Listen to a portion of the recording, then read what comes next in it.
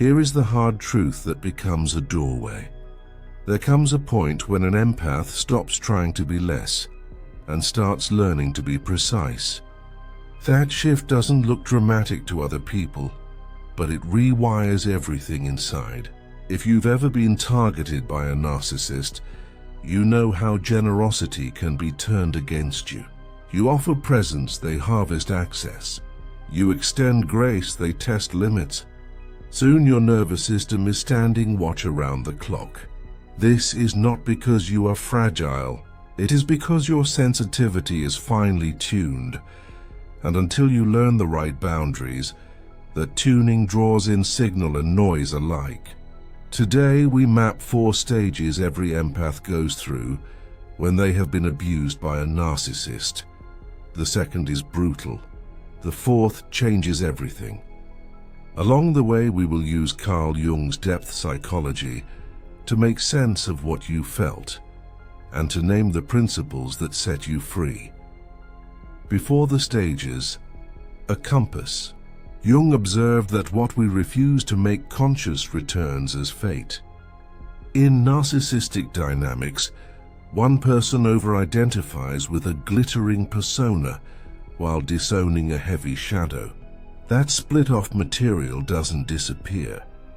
It is projected into the nearest open container.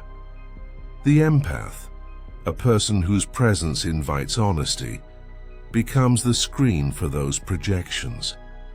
Add intermittent reward, and the nervous system reads the relationship as survival. Understanding this is not bitterness, it is literacy. Once you can read the pattern, you can rewrite your part in it. Stage 1, the light that draws and disturbs.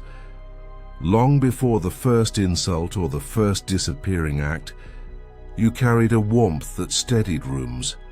You noticed what people didn't say, tracked micro-expressions without trying, and offered care without keeping score. Healthy people felt regulated in your company. Dysregulated people felt exposed. Your presence functioned like a mirror. It reflected what others were hiding from themselves: envy, shame, the wish to be seen without being accountable. Some welcomed that mirror and grew. Others tried to crack the glass. Jung would say a complex was constellated in them, an autonomous emotional knot that reacts defensively when touched.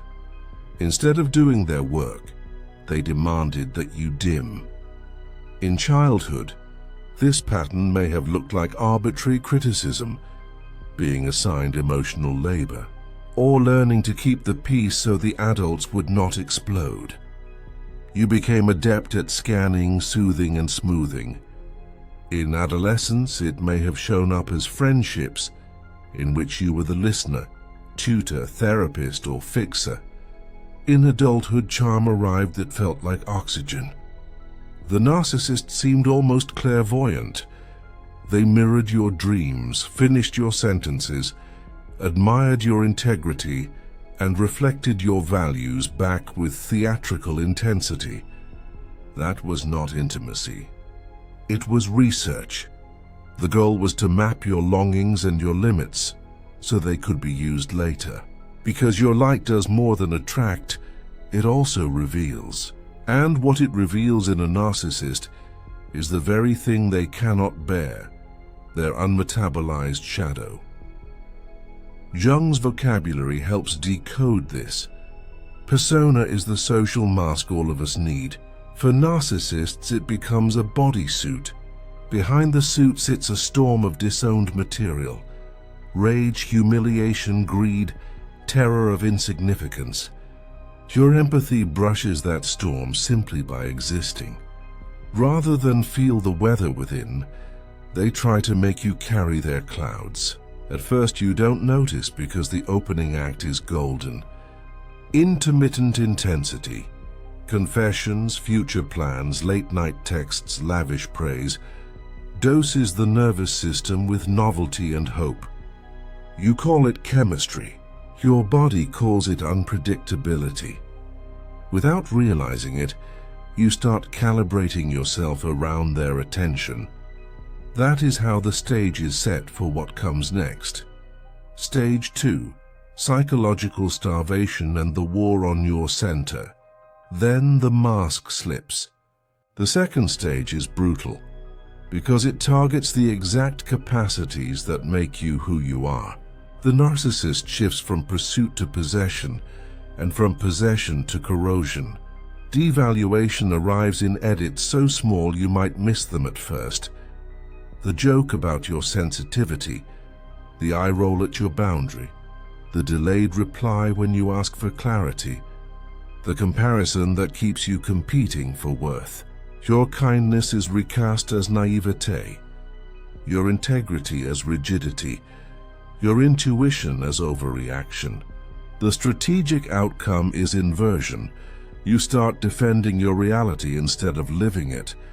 You spend hours explaining things they do not intend to understand. You begin to measure yourself by the weather of another person's approval. This stage feels like hunger, because it is hunger, engineered withdrawal. After love bombing, silence lands like winter without warning. You chase crumbs, a single affectionate message after days of cold, a half apology that promises warmer days, a night of closeness followed by a week of distance. Jung's idea of the autonomy of complexes applies here. Old patterns wake and try to drive. If you learned as a child to earn connection by caretaking, that complex sprints to the front seat.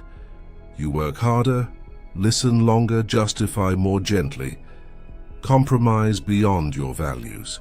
You mistake self-erasure for loyalty and hypervigilance for love. The tools deployed against you, gaslighting, projection, triangulation, aren't random meanness. They are architecture. Gaslighting edits your memory so you doubt your senses. Projection assigns you motives that aren't yours. Triangulation brings in a third person to keep you performing for approval. The effect is the same. You become an understudy in a play you didn't audition for, while your own life waits off stage.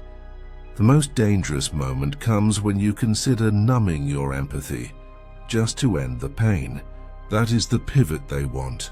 If you go numb, you become easy to manage. Don't trade your compass for quiet.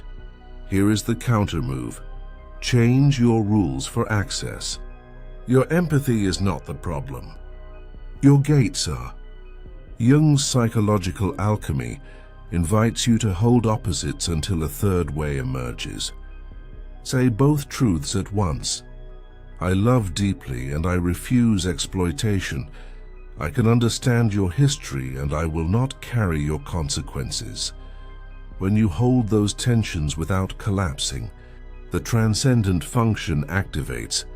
Your psyche generates a new response that is neither attack nor submission. Pair that inner work with outer structure. Track reality in writing, so your memory has allies. Compare words to actions and believe the actions. Regulate your body before you negotiate your life. Breathe longer on the exhale, drink water, eat, move, get daylight.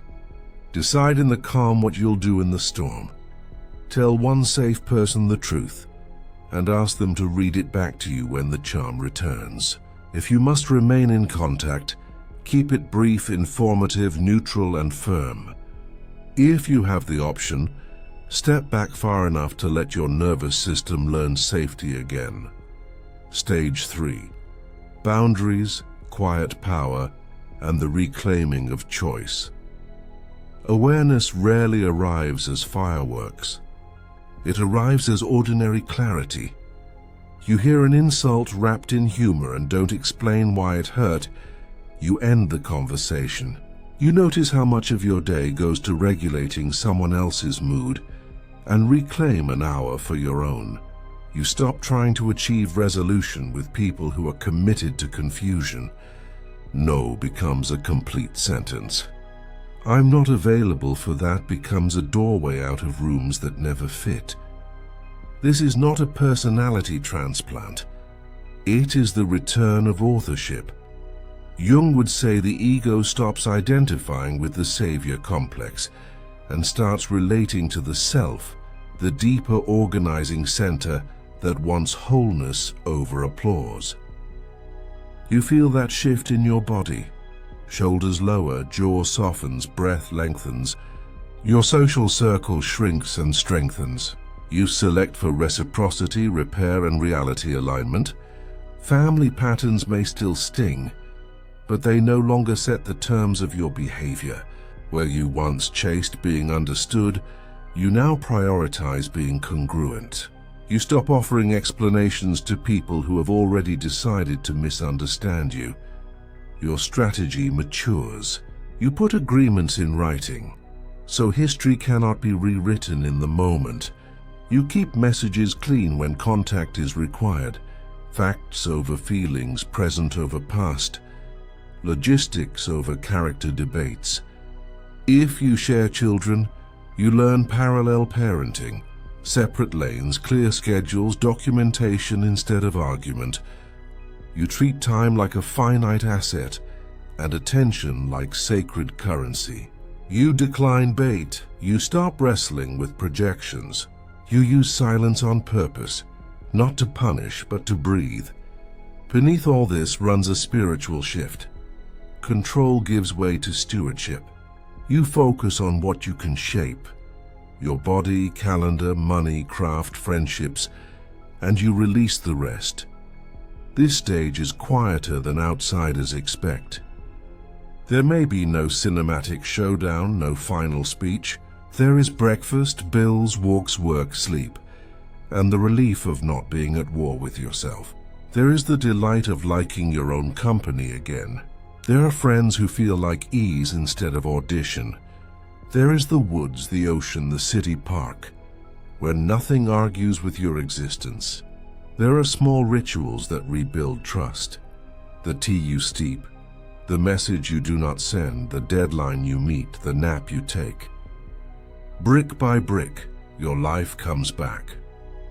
Stage 4, the awakened empath, compassion with teeth. By the 4th stage, your perception is seasoned and your compassion is paired with discernment. You can see the playbook without needing to read from it. Charm registers as data, not destiny. Flattery lands like a sales pitch, not a sacrament. Sudden vulnerability gets weighed against conduct, not promises. You are not cynical. You are calibrated. The old buttons either don't exist or are no longer wired to outcomes you control. That unnerves manipulators because the game requires your participation. Jung called mature love a balance between holding and letting go. You embody it now. You hold yourself, your values, your lanes. You let go of converting anyone. You forgive where it frees you and refuse access where it protects you. You help without self-erasure and withdraw without malice. The empath's gift returns to full power, not as constant availability, but as precise generosity aimed where it can land. You stop hunting for closure from people who profit from leaving you open. You close the loop yourself with truth, with distance, with acceptance. Unexpected gifts appear here. Creativity that once depended on crisis starts to flow from steadiness. Solitude nourishes instead of punishing. Humor grows kinder without losing edge. Your body becomes a trustworthy ally again. Dreams change tone, from chasing and falling to keys and thresholds. Synchronicity visits, the right paragraph, the helpful stranger, the invitation that fits the shape of your growth. Life does not become easy. It becomes coherent. Grief still comes, but it no longer defines you. Anger still visits, but it arrives with information instead of wildfire. Compassion stays, but now it has a spine. Your measures of success evolve. Less proving, more presence. Less spectacle, more substance. Less rescuing, more respecting others' paths. You ask fewer, why are they like this? questions and more what do I choose now? Questions. You become the person a narcissist finds boring and healthy people find luminous, clear, warm, consistent, unhooked, practical anchors for all 4 stages. First, reality over resonance. If a story feels epic but the actions stay small, believe the actions. If apologies multiply while patterns repeat, believe the pattern. Second, body before biography. Your history matters, but your physiology casts the deciding vote. Regulate first. Elongate the exhale, hydrate, nourish, move, get light, then decide. Third, words as levers. Replace I'm too sensitive with I'm accurately perceptive. Replace I overreact with I respond to what my body detects. Replace I should tolerate this with I'm allowed to set limits. Fourth, boundary hygiene. Limits aren't punishments. They are design. Decide beforehand how you'll handle contact, money, time, favors, and information. Write it down. Tell one safe person. Practice your lines out loud. Fifth, dignity in small choices. The life you want is built in increments. The text you don't send, the meeting you leave on time, the walk you take, the bill you pay, the nap you allow, the call you return, the project you complete. Sixth, repair over rumination. You will slip. When you do, repair quickly with yourself. Name it, adjust one behavior, and re-enter. Shame paralyzes. Repair mobilizes. Seventh, community with standards. Empathy isn't a free pass to you. Select companions who practice reciprocity. Own their impact and tell the truth when it's inconvenient. Eighth, meaning that doesn't depend on them. Build rituals and projects immune to the opinions of the disordered. A garden, a craft, a service you offer, a language you learn, a faith you explore. Ninth, exit rehearsals. Write your boundary lines now. I'm ending this conversation. I won't discuss that. This doesn't work for me. Speak them until your mouth trusts your mind. 10th, future alignment. Ask the version of you 5 years ahead what they wish you would protect today and protect it. 4 scenes that make the stages real. Scene 1. The hallway. You're leaving a meeting and a colleague says, "You care too much. It's not that deep." You smile, but your body says otherwise. Heart quickens, jaw tightens. That signal isn't drama. It's data. Your empathy noticed a breach of integrity in the meeting, and your physiology flagged it. Stage 1 is learning to trust that signal without apologizing for it. Scene 2. The kitchen. Days of silence follow a week of intensity. When a message finally arrives, "Miss you," your chest floods with relief. You screenshot loving paragraphs you once received to prove you didn't imagine it. That whiplash is the engineered scarcity of stage 2. The counter move is to measure the relationship by consistency, not spikes. Scene 3. The driveway. The car pulls in and your body braces. You surprise yourself.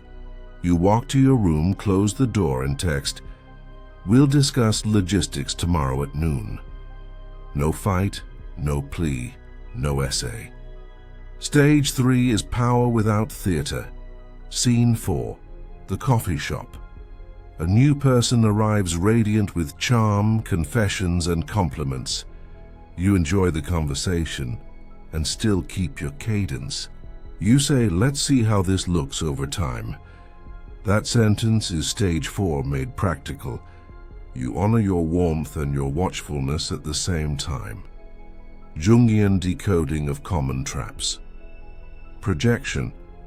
They accuse you of the thing they are doing. Translation. Return the ownership mentally and refuse the bait behaviorally. Identification with the persona.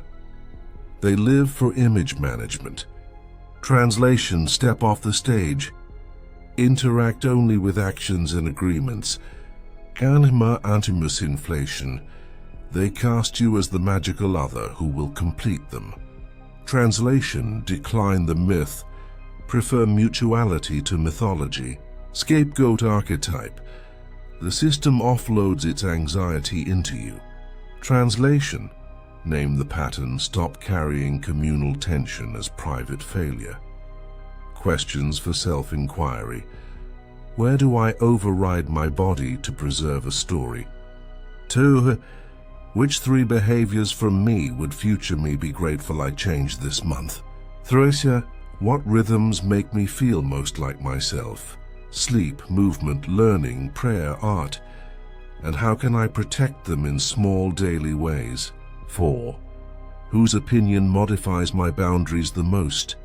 And why have I granted them that power? 5. If I could not explain my goodness, how would I live it? Red flags translated too fast. We're soulmates on day 3. Means I'm gathering leverage, hot and cold.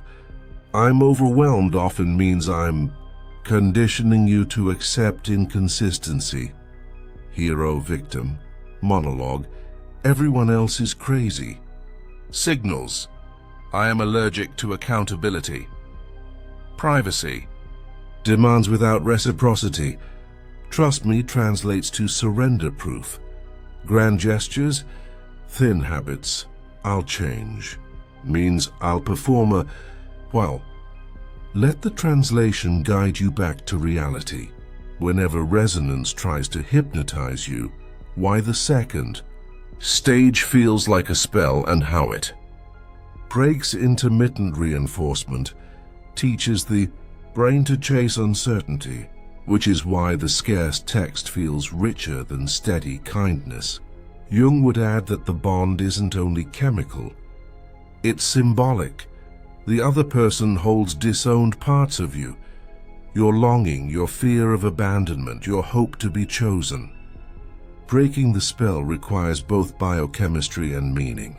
You calm the body so it can release the chase, and you retrieve the symbols by giving yourself what they represented: attention, structure, and loyal presence. That is how self-respect becomes practice rather than an idea you admire from afar. Steadfast Carl. Jung taught that individuation is not the triumph of the ego, but fidelity to the self, the inner organizing center that wants wholeness, not performance. For empaths, that means you keep your heart and sharpen your edges. You stop rescuing adults from the tasks that grow them. You end alliances with your own erasure. You become someone who can love without losing yourself, leave without hating yourself, and live without constant justification. If the second stage has you by the throat, consider this your lifeline. You don't have to become harder to become safer. You have to become clearer. Clarity is a compassionate gate. It lets in what is good and keeps out what drains the light you are here to steward. Your sensitivity is not a flaw. It is a precision instrument. With training, it becomes a compass that points you away from performance and toward congruence, away from mirrors that steal your image and toward relationships that reflect your reality. The 4 stages are not a contest you win once. They are a spiral you travel with growing wisdom. You may revisit old rooms, but you will not live there anymore. Stage 1 is your birthright, your light. Stage 2 taught you its price in the wrong hands. Stage 3 gave you the architecture that protects it. Stage 4 is the house you build with that light inside, doors that work, windows that open, a table where your life can finally sit and eat.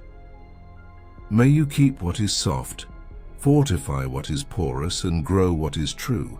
May your no guard your yes. May your yes bless the people who earn it. And may the chapter that tried to unmake you become the chapter that revealed you, awake, unshakable, and beyond control.